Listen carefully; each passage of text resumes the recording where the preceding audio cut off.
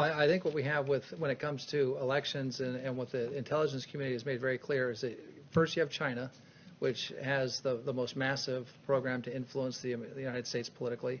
You have Iran and you have Russia. These are all three adversary countries that are seeking to disrupt our elections. Some of them prefer Biden. Some people say some of them prefer the president. My position is it doesn't matter what these countries want, that any country that attempts to interfere with free and fair elections in the United States has to be stopped. We've taken unprecedented action. The president has taken unprecedented action in funding the hardening of our election infrastructure, whether it's cyber or otherwise. Good morning, everyone. I'll also raise how the Trump administration is restoring reciprocity to the U.S.-China relationship. And today we continue that necessary work. For years, the Chinese Communist Party has imposed significant barriers on American diplomats working inside the PRC.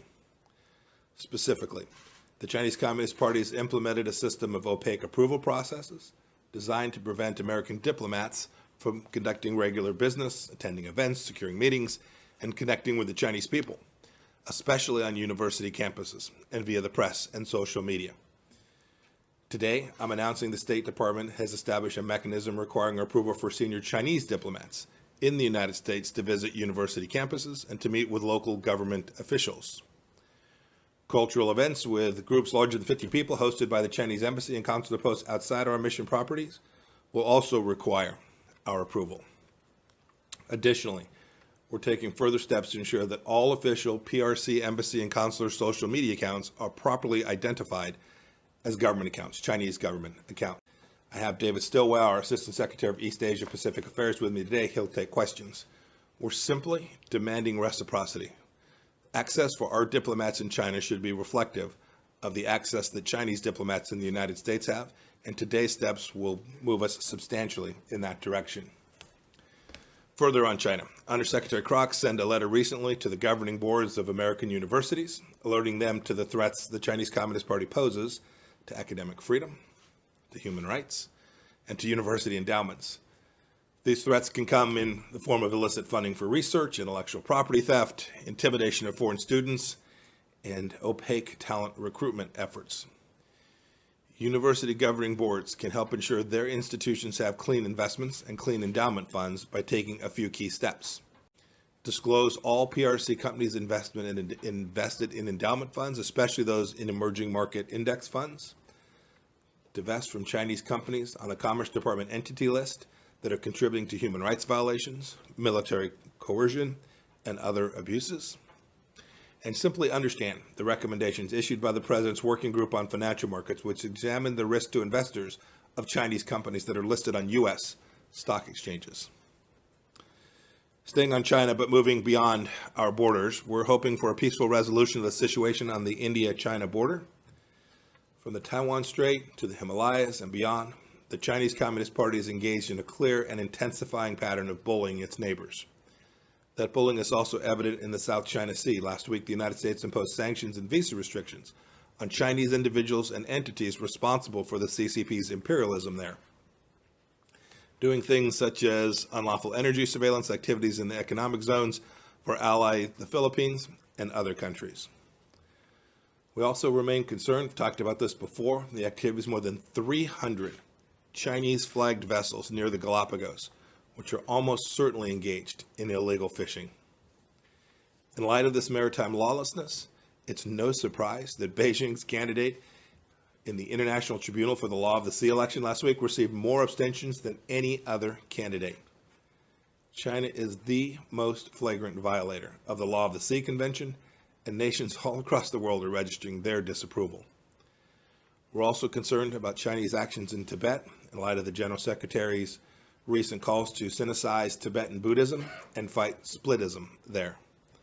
We continue to call upon Beijing to enter into dialogue with the Dalai Lama or his representatives without preconditions to reach a settlement that resolves their differences. Thank you all. Have a wonderful day. 美国务卿推动美中外交关系对等的声明。全文。